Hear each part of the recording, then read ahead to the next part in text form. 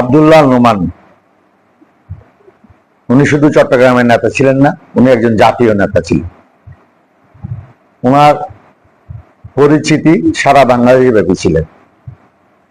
উনি ছাত্র জীবন থেকে ছাত্র রাজনীতি, শ্রমিক রাজনীতি এবং সর্বোপরি সাধারণ মানুষের কাতারে দাঁড়িয়ে উনি সাধারণ মানুষের মুক্তির কল্যাণে উনি রাজনীতি করেছেন। উনি মৌলানা ভাসানীর হাত ধরে রাজনীতিতে এসছেন এবং মৌলানা ভাসানীর আদর্শে উজ্জীবিত হয়ে সারা বাংলাদেশে উনি ওনার রাজনীতি প্রতিষ্ঠিত করার চেষ্টা করেছেন।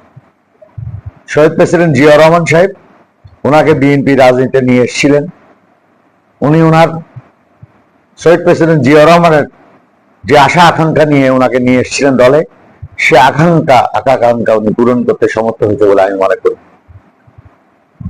কারণ উনি একজন রাজনীতিবিদ না, উনি চট্টগ্রামের যত রাজনীতি, বিএনপি রাজনীতি যারা করে সকল রাজনীতির নেতাদের নেতা ছিলেন উনি এবং নেতা গড়ার কারিগর ছিলেন উনি। আমি বিএনপি রাজনীতি যেদিন থেকে করি আব্দুল্লাহ নোমানের হাত ধরে করেছি এবং আব্দুল্লাহ নোমানের শেষ যাত্রা পর্যন্ত আমি ওনার সাথে ছিলাম।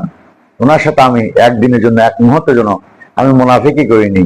ওনার সাথে মুনাফিকি করে অনেক নেতা বিএনপির বড় বড় পদ পদবিতে অধিষ্ঠিত হয়েছেন। আমি করলেও হয়তো হতে পারতাম, কিন্তু আমি সেটা করিনি। আমি চেয়েছি যে একটা নেতার আদর্শ ধারণ করে আমি বেঁচে থাকব।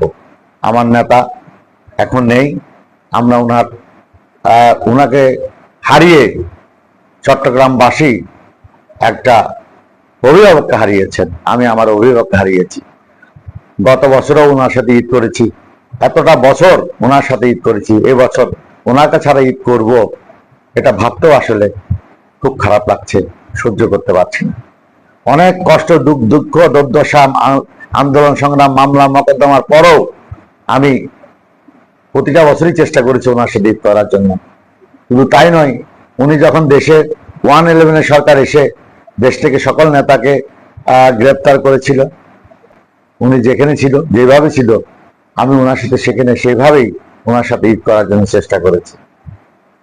তা আমি ওনাকে হারিয়ে এই ঈদে ওনার কাছে ঈদ করব। ঈদের পরে জন্য একটা মেজবান করতেন সমগ্র চট্টগ্রামবাসীকে নিয়ে, সেখানে যে সবাই একটা মিলন মেলা হতো, সবাই সেই শূন্যতা ওনার এটা অনুভব করবে।